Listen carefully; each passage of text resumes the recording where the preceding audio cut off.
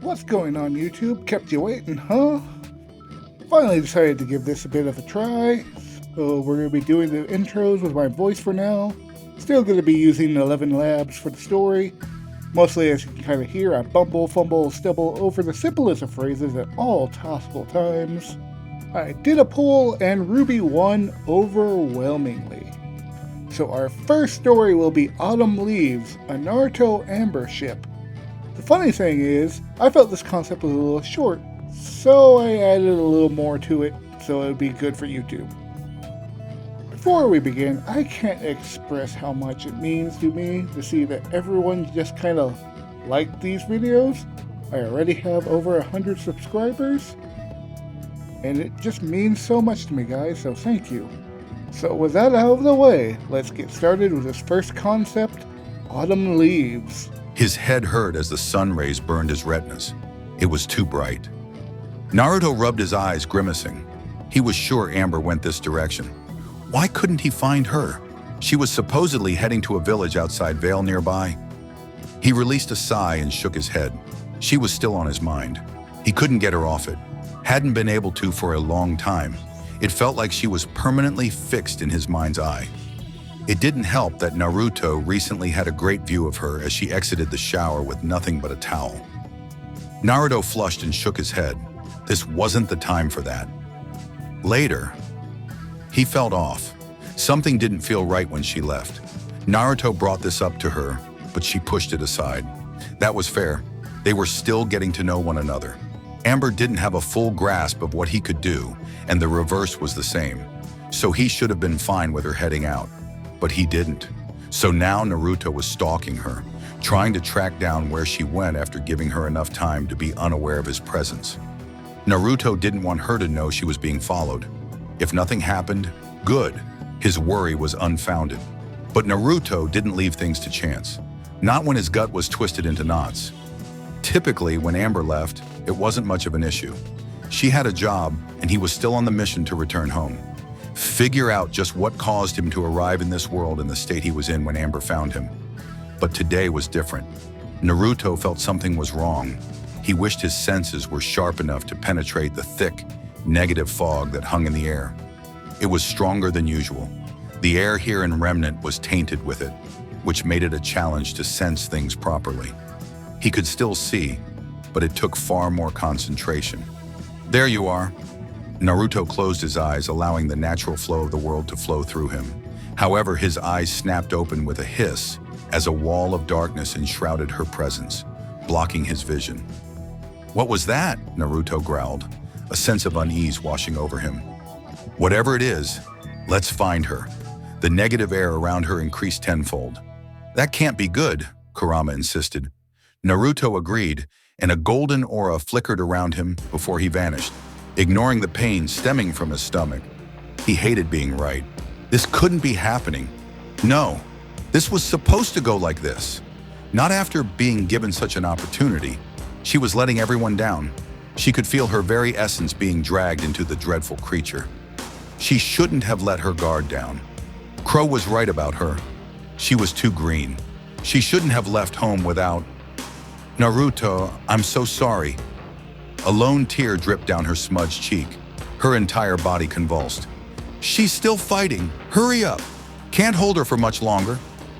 The young man, clutching and holding her down, demanded that the ebony girl, the one whose trick she fell for, who started this mess, assisted. His image gave her strength. She didn't want to leave just yet. No, this couldn't be the end.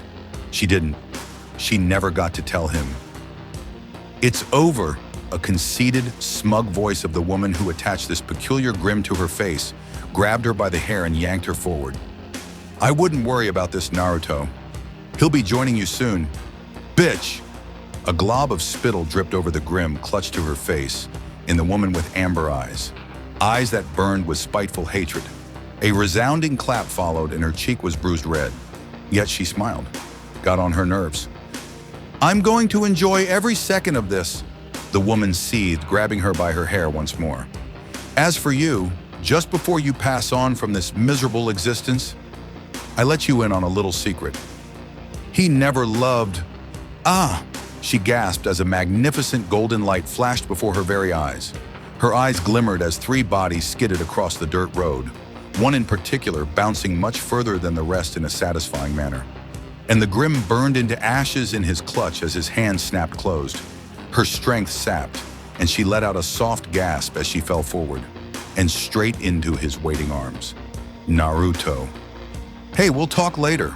Let me take care of you." She was enshrouded in a comforting warmth as his hand gently caressed her face, causing her to stare up into his lovingly orange eyes.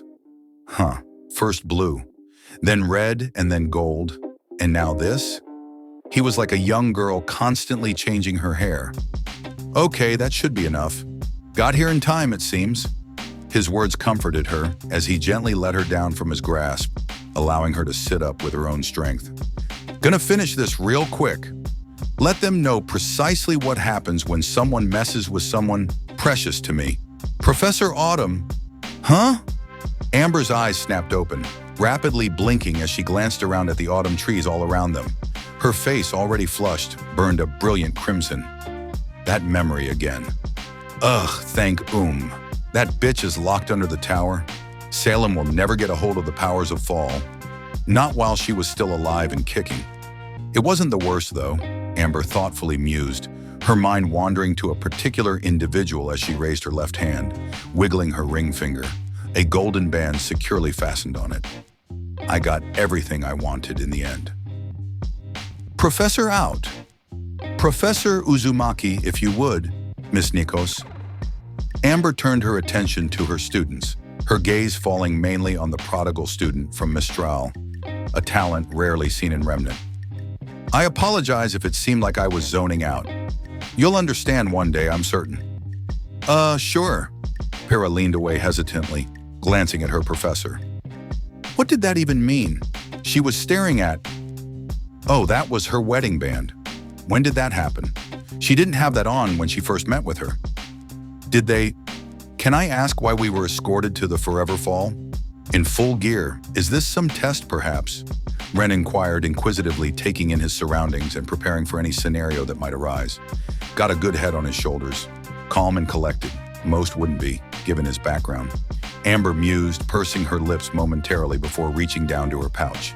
A jingle followed as she raised 3 bells between her index finger and thumb. Just a simple exercise that has been mandated for all rookie teams to take since my husband began teaching here half a decade ago. And it has to do with... bells? John tilted his head in confusion, his intent shifting from the bells to Amber after taking a good look at the item. "Indeed it does," Amber chirped, snatching the bells before tying them to the bottom of her shoulder strap. "Your mission for this next hour is to retrieve these bells from me by any means necessary. Whoever succeeds in taking one passes the test." "But there are only 3, Nora pointed out, tilting her head owlishly. "That means someone is guaranteed to fail." Ren scowled and squinted his gaze toward Amber, unnervingly scanning her. Amber only smirked as she crossed her arms before snorting. "You solved the first problem of the test. Can you figure out the..." No, no! A deafening roar, sounding like an explosion nearby, shattered everyone's expectations, their eyes wide with shock at what had happened. What seemed to be a blonde blur burst from the treetops, streaking to the clouds above. The 4 immediately drew their weapons, John turning to Pyrrha and nodding. "Yeah, let's go check it." "There is no need." Amber absently yawned, waving her hand before her mouth and shaking her head. "Sounds like my husband's test has started with a bang like usual." "Pull me out, dolt. You don't know how humiliating it is to be buried like this."